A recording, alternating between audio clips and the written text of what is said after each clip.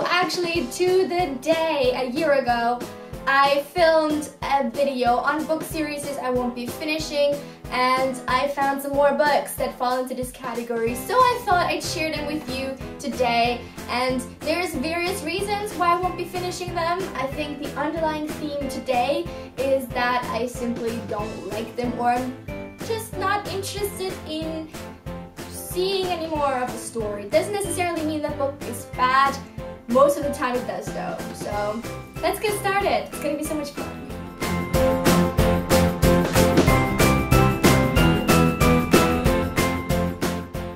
So the first series that I won't be finishing, but actually I really liked when I read it, is Delirium by Lauren Oliver. At the time that I read this, I really enjoyed it, but I just don't see the need to continue. I think I own Pandemonium, the third book. No, Pandemonium is the second book. I own Requiem, the third book, and I don't know, I'm not interested in seeing this develop. I'm nervous that I'm gonna hate the continuation anyway, so I'd better just leave it at this and then not ruin my experience by continuing to read. The next series I won't continue is The Selection by Kira Cass. I read Delete, hated Delete. I thought The Selection was okay, but Delete was really, really terrible, and I'm not gonna enjoy the one. I already know that, so no point. Literally no point. Would just be a waste of my time. The next is a book that I've read like 2 years ago, I don't even remember. It was a really long time ago, but the minute I read it, I was like, this is gonna end right here, like we don't need any more of that. It's Unwind by Neil Shusterman. I'm aware that a lot of people like this. I sort of understand why. The concept is sort of a good idea, but it's just the most basic, mundane, dystopian story ever, and I couldn't get into it. I didn't like hate it, but I also didn't particularly enjoy it, so this wanders onto the pile of books that is just gonna be left alone from now on, not to be read again.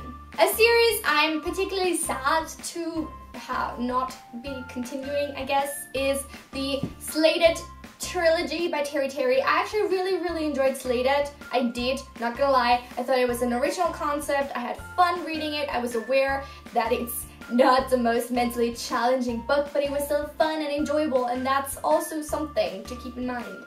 And that was the good part. But then I picked up Fractured, the sequel, and I got like halfway through, and then I was like, oh my god, this is so boring. I actually don't give a shit about anything in this book. And the reason I'm so sad that I don't like it and won't be continuing it is that I also have the third book. I own Shattered. I like spent money on this, and then I'm never ever gonna read it. Why did you have to disappoint me? Like seriously, the one time I go and buy a complete trilogy because I'm like, I'ma love it, so be my baby, and I won't have to wait. I hate it. So that's karma. That's my life, I guess. The struggle is real.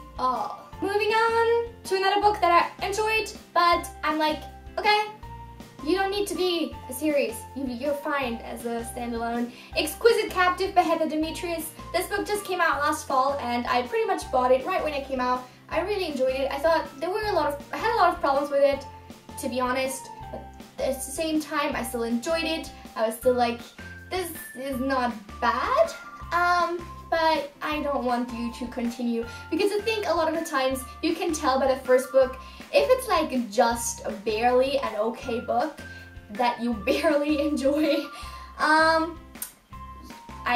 It's gonna get so much worse in the sequels, and this book can't take sequels quality-wise. It can't. So next book I again really liked when I read it, but I also read this a few years ago, and it's sort of young adult / middle grade, I guess. It's High Society by Ellie Carter. I think there's a fourth book coming out, and I read 3 books.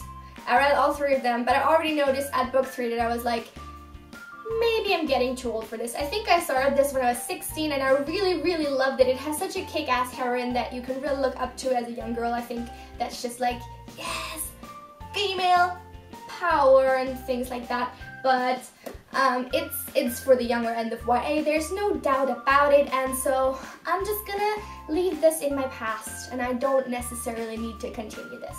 The next book my god. Dark Fever by Karen Marie Moning. I recently reviewed this in like a wrap-up. I don't know if that's, you can call it a review. I talked about this in a wrap-up and it was really horrible. It was really bad. Like, I couldn't stop reading for some reason, but at the same time it was so bad it made me want to scratch my eyes out. So there's like, I don't know how long this series is, but it's very long. There's, if you enjoy this, then more power to you. You can enjoy the whole thing. Go ahead and do that. But I hated this book so much, and so no, this will never enter my life again. No, you had your chance. You're gone now. Okay, thanks, bye. Next book is one I enjoyed. This is like a separate thing. I enjoyed it, but I still don't want to continue. It's like, it's not you, it's me situation, okay? Priestess of the White by Trudy Canavan, the first book in the Age of 5 trilogy. It's not that I didn't like it. Again, I liked it, but I've read so many other books by Trudy Canavan that were massively better, and I can't deal with the fact that this isn't as good because I know the author can do so much better.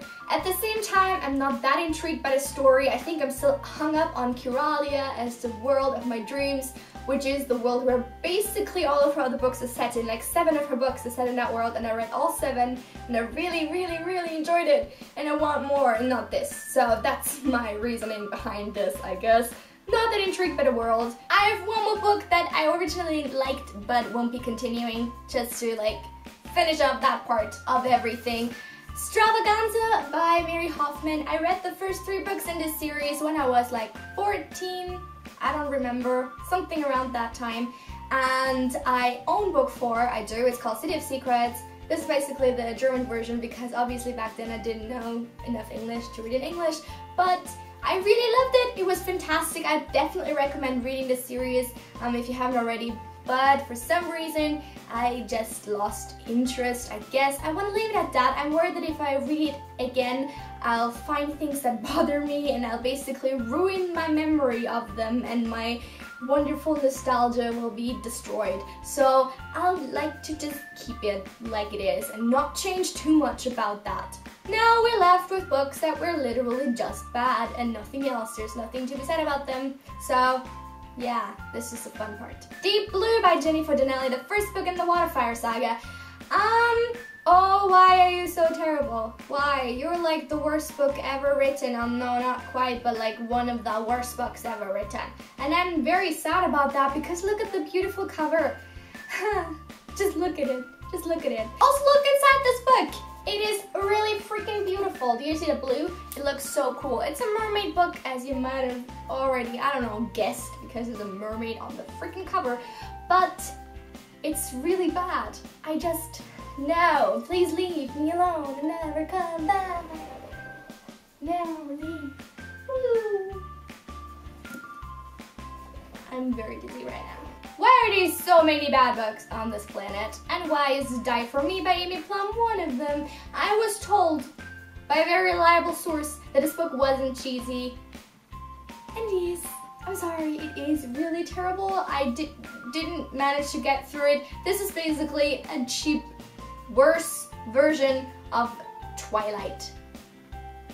Just imagine that sort of quality, and then you basically have this book, and it's really super horrible, and I hated it, and I'm very sorry about that because again, beautiful cover. This is like a theme. Basically all the bad books have good covers, and that could be a metaphor if we want it to be one. Next is The Gathering Storm, book 1 of the Katarina trilogy by Robin Bridges.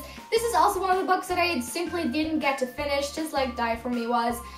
I don't hate this book. I think there's a lot of redeeming qualities about it, but it just simply doesn't know what it is. There's too many things going on. The simple question of whether the public in this world is aware of the fact that there are magical creatures in the world or not is never answered. And I'm like, if you can't answer the most basic of questions, then you're just, I don't know how you could still be a good book. Like, that's at least something that should be a given. Like, you should be at least telling us that much and not constantly renege on what you've just said and like contradict yourself and be confusing as fuck. I think this book had potential, but it just didn't quite live up to it, and I just couldn't get myself to finish, and so I obviously also won't read any more books in this series. And the final series I won't be continuing because it was super bad is Ink by Amanda Sen, and there we go again with the theme of beautiful covers that hold horrible books. Just look at it. Just look at it. Why are you so bad? I want an apology and an explanation. Talking to you. Expectations for this book were pretty high because the premise is so cool. It's set in Japan and there's Japanese mythology and kami and the whole, thing included basically, but it's not done well and it's not executed well and it's just overall a failure, I'm sorry to say. Well, I'm sad for a plethora of reasons, but I won't be continuing this series either. There you go, that was some more series that I won't be finishing for various reasons. I hope you enjoyed this video. Go follow the link in the description if you want to see more series that I won't be finishing that I talked about last year. And let me know in the comments down below which series you won't be finishing. What do you hate and why? Okay, I'm gonna go now. Have a lovely week. I'm gonna see you soon. Bye!